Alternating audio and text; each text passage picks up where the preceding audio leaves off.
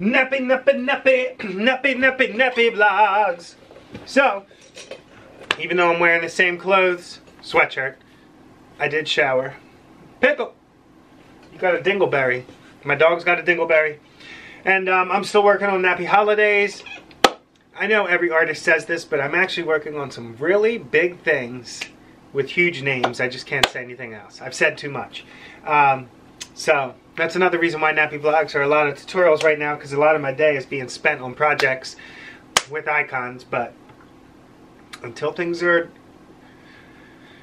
bags are checked, as DJ Khaled would say, I really can't say much. But I'm very pumped about Nappy Holidays. It's the 6th year in a row. And a few years were a couple singles and music videos. The rest of the years were full EPs or albums. Or I think the best, I love every single year, but my 4th year, it's on YouTube and you can find it anywhere. Nappy Holidays Volume 4, The 12 Sleighs of Christmas. That's when Instagram just expanded to 1-minute videos. And so I made 12 1-minute songs. They were really freaking good. But anyway, Nappy Holidays Volume 6. I would like to have it ready and to be put out on either December 1st or December 6th. So I only got 2 songs done.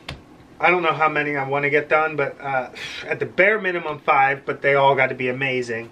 I would love to get to 7 or 10. But so let's make a beat. I chopped up another Christmas classic. If you know it, write it in the comments below. If you don't, well, you're gonna have to wait. Alright, so I'm gonna go at 100 BPM. I've been slowing down.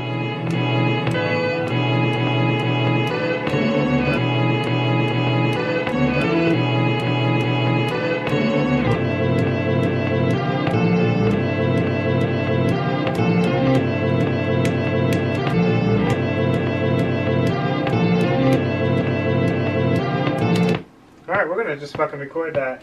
And I'm waiting on new monitors, aka studio speakers.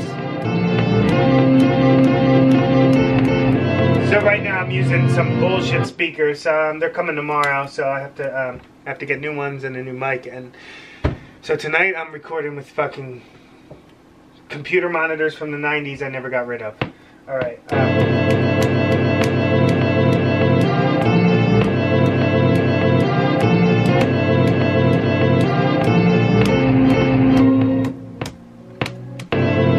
Part of that.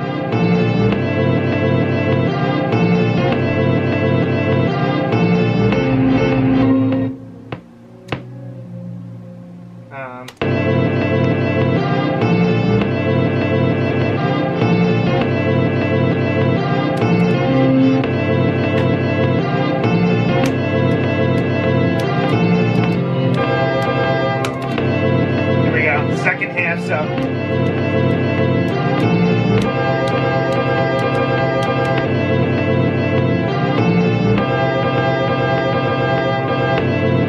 Reminds me of a 90s beat already. So I'm going to pull up some drums, build these one hits one at a time. Anyone that's just getting into making beats, a one hit is a sample of a single percussive note. A one hit kick, a one hit snare. You can either chop up a song and sample the drums that way. You can make your own in a synthesizer. Or you can use one hits, create your own custom kits, because there's millions of one hit drums. You can even record your own one hits with a drum kit or anything. I've made beats with cans, Wawa bottles. And a one hit, you can load it into a drum kit, and I could play the drums like this. Or you could copy and drag one at a time a one hit for each drum. And just because I've been making beats with my hands for 10 years, 20 years, a long freaking time. My first beat was 15 years ago, officially. So, always make beats with my hands or instruments. So I've been switching it up and dragging one hits one at a time, just because my mind will work differently than playing a piano or a drum, and therefore create new music. So if you ever get in the writer's block, another tip is to not do the things you do normally.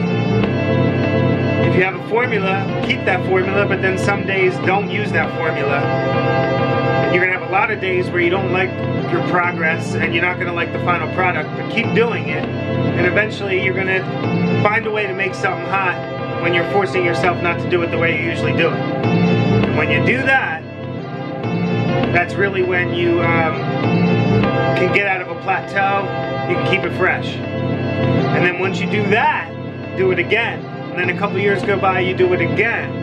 And then you start to learn how to speed the process up. So then you can go into a session and be like, all right, I don't want to be generic today, I'm going to switch it up. And after all that experience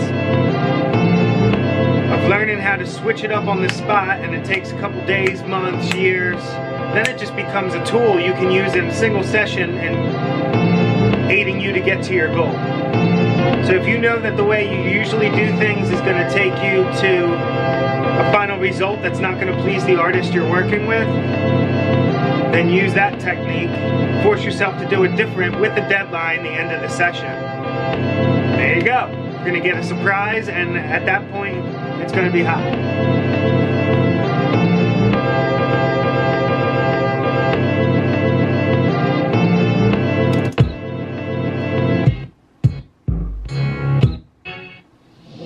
Alright, so kick drum, we're going to speed this up. I just talked a lot. Maybe that. No, that's bass here. I need this bass kick. Plus, remember, I'm using old speakers, which aren't studio monitors.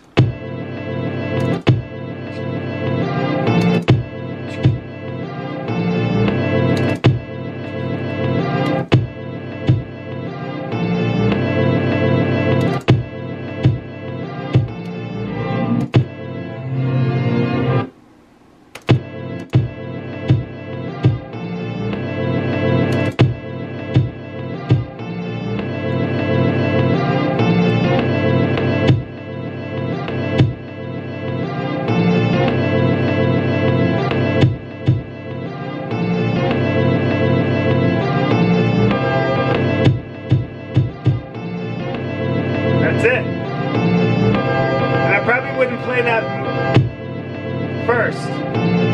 If I was using my fingers, I probably wouldn't come up with that kick melody or rhythm. Switch up the way you do things, get different results.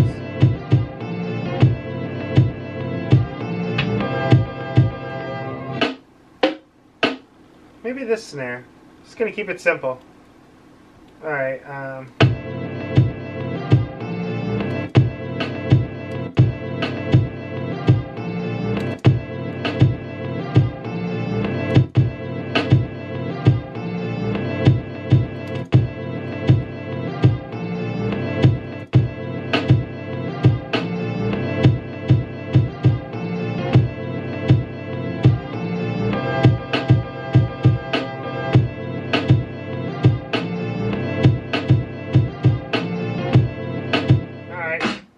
learned from Domingo Padilla, layer your snares. So, that was a Rick Ross sample, but here's a snare.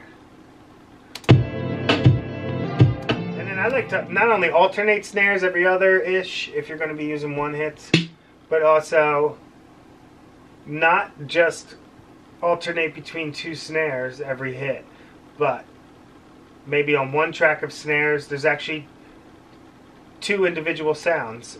So every other, those two individual sounds are hitting, and then on another one, which I would call snare one, would be the same hit.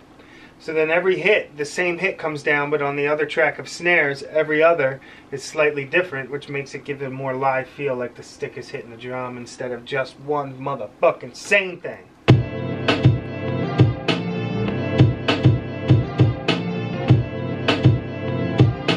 Alright, now it's time for hi-hat. What's interesting about hi-hat is sometimes the velocity or volume, aka the dynamics of how the note was hit, if it were to be live, sometimes just that, the volume of the hi-hat individual hits, changing them, or velocity, how it's hit, really is enough. If you only have one hi-hat sound, just manipulate every other volume between each hit. And then that's going to be like a stick. I have to have a pen here or something, right? Oh yeah. So here, like, I could hit, I'm hitting that's the same velocity every time. But now I'm going to alternate where the velocity will be high and then low. And then you got almost two different sounds just because of the velocity. Ah, shit.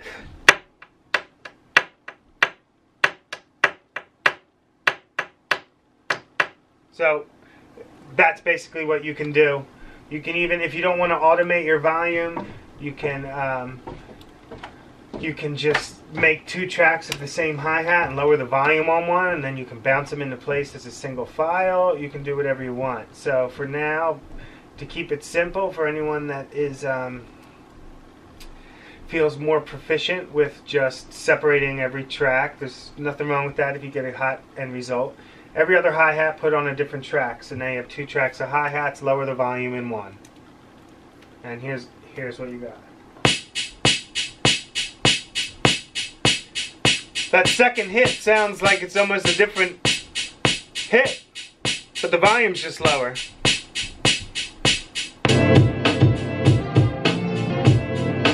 And then if you want, now that every other hit is separated, sometimes I like to unquantize them. And on the second hit, maybe just push it down the timeline just a little bit so it sounds like you're really swinging that hi-hat like you're a drummer. You can even go more.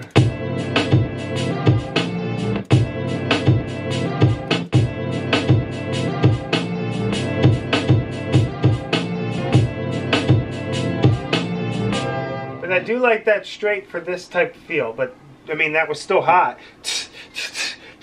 That's like a drummer really getting in on that swing and holding it out as long as he or she can. But I do like the straight for this beat specifically.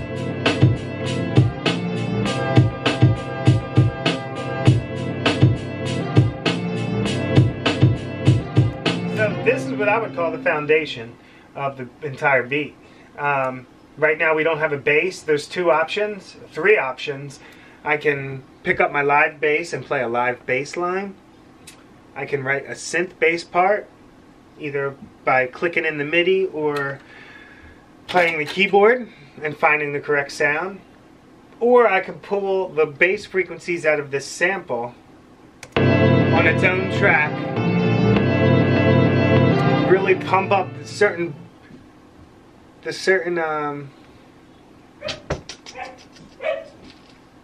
the dog is distracting me. Whatchamacalls. The fucking spikes. Make myself sound so unprofessional right now. But I'm going to leave this in. See if I can pull it from my brain and not be boring. Oh well. Alright. Well, I guess I should just keep on talking because I can't think of the key word that I was trying to pull out. Welcome to the mind of a producer. Thinking of too many things at once. Oh man, it's such an easy key word. I'm just drawing a complete blank. Oh, duh. I was about to look it up. Transients. So, I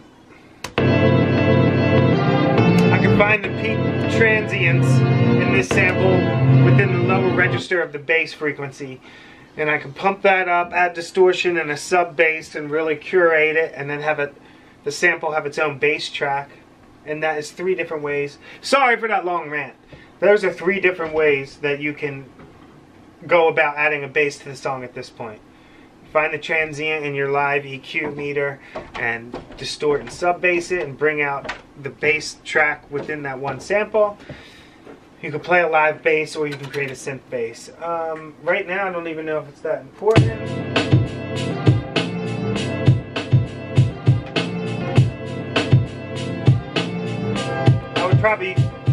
I think the next important step for me would be creating at least one more pattern of the sample, and that way I would have at least 2 parts of a song. And with every artist I've worked with, if the the more complete the beat you have to offer the artist, of course, is going to benefit you more. And never lack on the bridges, never lack on transitions, never just loop everything. But also, an artist just wants to feel a vibe. So if you're in a pinch, I would suggest at least create 2 parts, a hook and a verse. Because then the bridge, at least you can just take instruments out or throw a filter on the main sound and it sounds like a bridge. So before I would wrap this beat, without even needing to decide on the bass, because sometimes I don't want to do too much before an artist gets on it, I would loop the drums, and I would simply just have fun one more time with the sample and see if I can create one more groove spot. So that's what I'll do right now.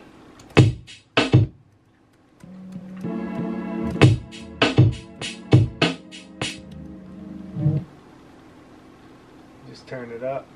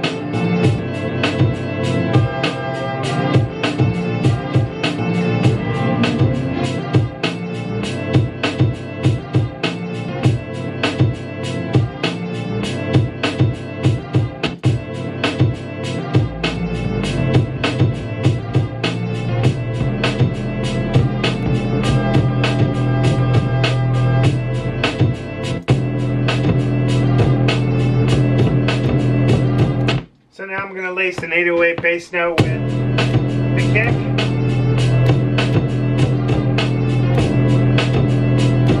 When you start doing this for a while, you can read waves as if it's like musical notes on a timeline. So I simply look at the kick waves and I play the bass note, 808 note accordingly.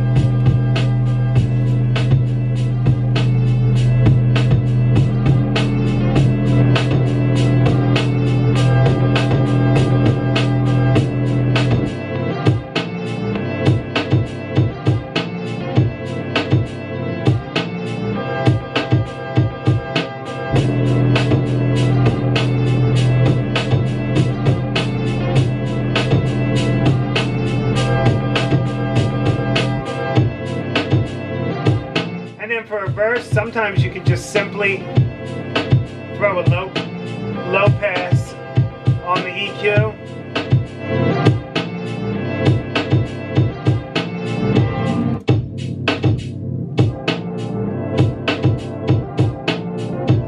And now there's placement for the vocals. So this got me dancing. Make sure you tune in to nappymusicofficial.com. Nappy Music everywhere on social media. Subscribe to Nappy Music videos. Thank you again for your patience as I've been learning how to develop better content. Thanks for your constructive criticism. And I promise there's going to be more than just beat making videos coming up back to my vlogs. I just got a green screen, getting new monitors and a microphone tomorrow, and things are looking good. Hopefully I can release some of the news of the things I've been working on sooner than later. But definitely in December, Nappy Holidays is always a hip-hop, great music project that celebrates all winter holidays by sampling reminiscent sounds and putting them in regular songs that can be played all year round. So stay tuned, motherfuckers! Just kidding. Stay tuned, my friends, and thank you so much. That's all. show. Bye.